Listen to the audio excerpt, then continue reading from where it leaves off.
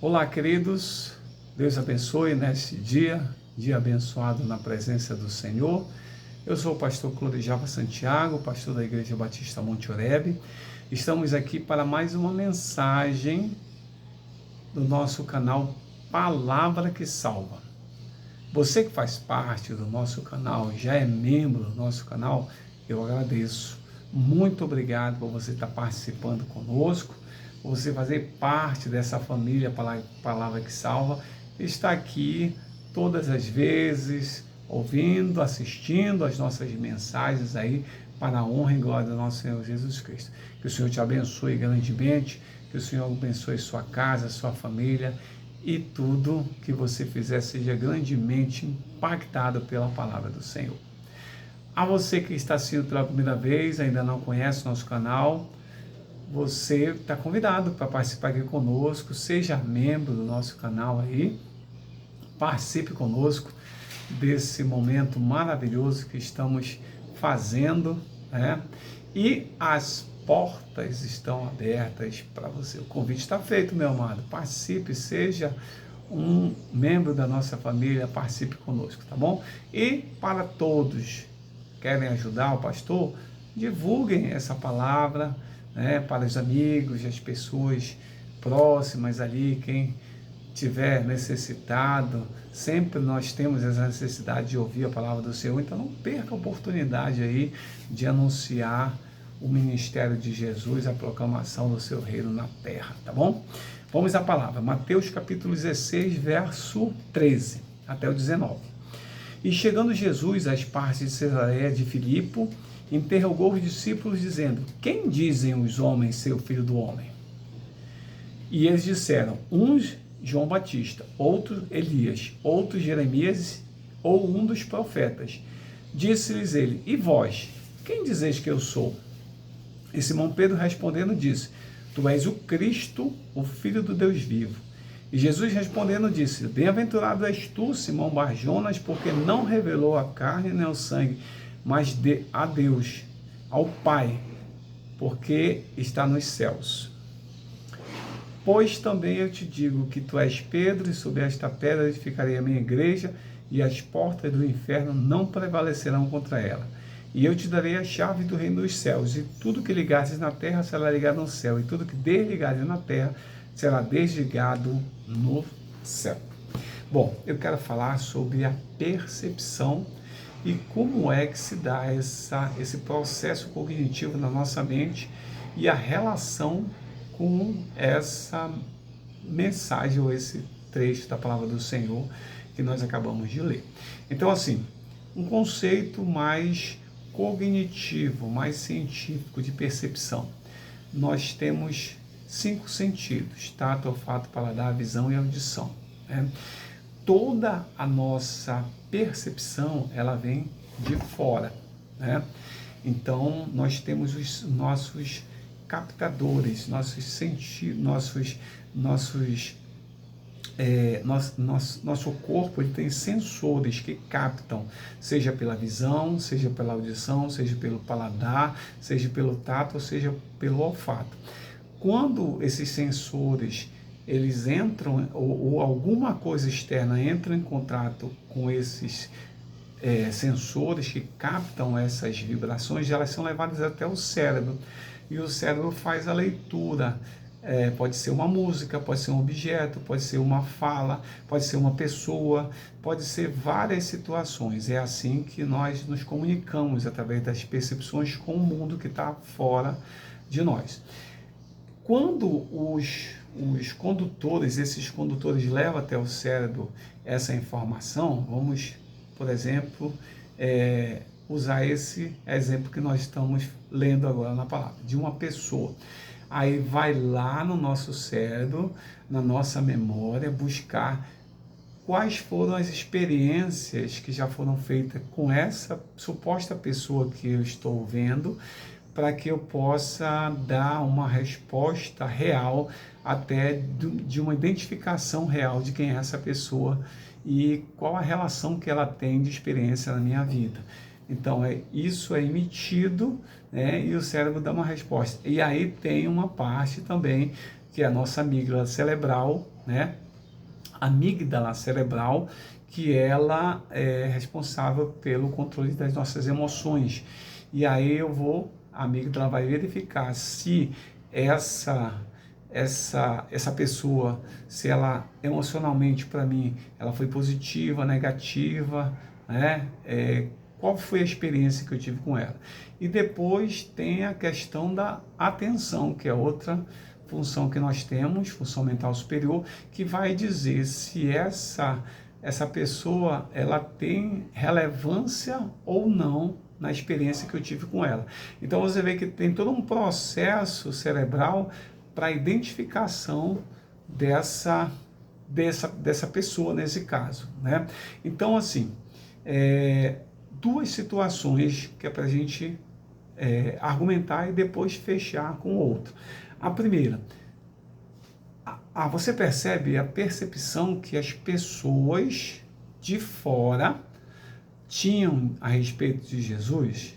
Ou seja, essas pessoas de fora são essas pessoas que ainda não estavam num convívio como estavam os próprios discípulos ali ao redor de Jesus mais constantemente.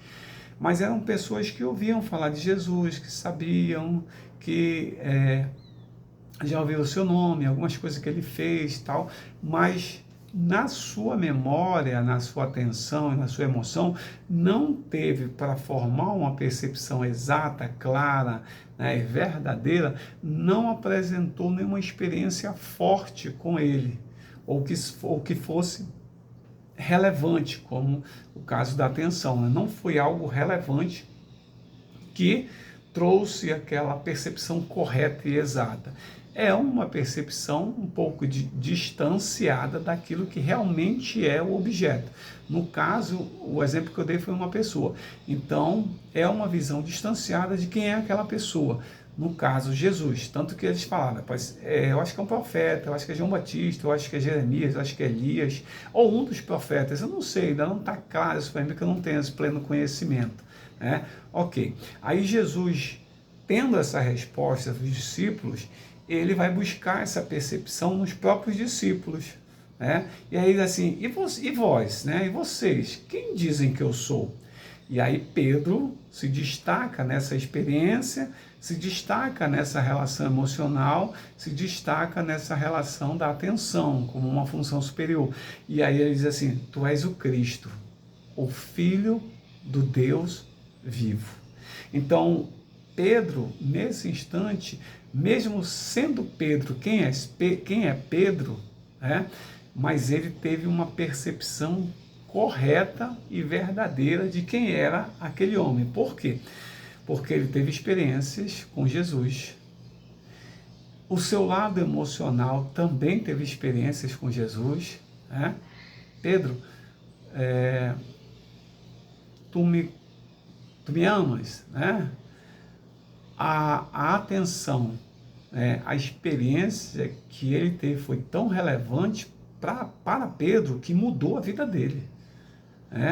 Aquilo que Jesus profetizou no início, Pedro, tu não será mais pescador de peixes, né? Mas será pescador de homens. Se concretiza por essa relevância que ele deu a ele. E aí ele foi certeiro na sua resposta. E diz assim, tu és o Cristo, filho do Deus vivo. Aí Jesus fala, bem-aventurado és tu, Simão Bar-Jonas, que não revelou isso, nem o sangue nem a carne, mas o Senhor dos céus foi que revelou para ti. Né? Ok. A outra coisa para a gente refletir a percepção que as outras pessoas que não fazem parte do nosso convívio, quer dizer, da nossa igreja, do nosso meio evangélico e tal, elas têm uma percepção aproximada de Jesus.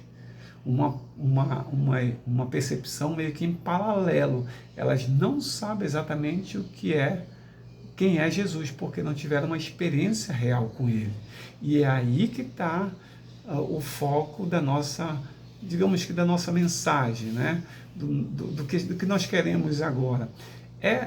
Assim como os discípulos, nós também somos as pessoas que devemos levar essa percepção mais correta, mais verdadeira às pessoas. E como nós devemos levar, como nós podemos levar? Fazendo com que elas tenham essa experiência com Jesus, para tornar não mais paralela, não mais distante, mas uma visão real da sua vida, porque elas vão ter experiência que vai ser a questão de uma experiência guardada na memória, uma experiência emocionalmente, né, porque podem ser transformadas pela ação do Espírito Santo na vida delas, e uma experiência relevante.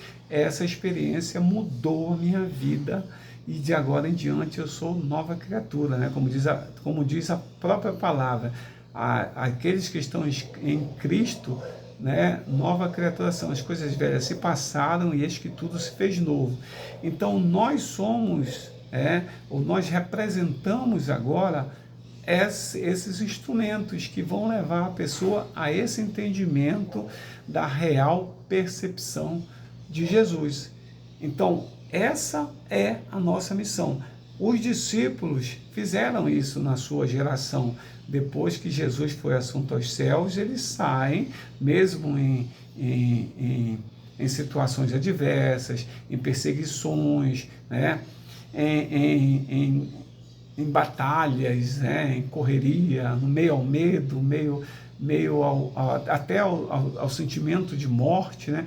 Mas eles proclamaram a verdade, a percepção correta de Jesus, porque tem muitas pessoas, como tiveram na época dos discípulos, também tem hoje muitas pessoas que ainda não têm uma percepção correta de quem é o Cristo, o verdadeiro Cristo, quem é, né, o que ele fez, né, o seu plano, a sua ação, tudo que ele se manifestou para que nós pudéssemos ter vida eterna. Então, nós como igreja, nós temos essa incumbência, né, de corroborar também, assim como os discípulos, os apóstolos do Senhor, discípulos, corroborar para a proclamação do Evangelho de Jesus Cristo na terra. Levar as pessoas ao real, né, entendimento, conhecimento da palavra do Senhor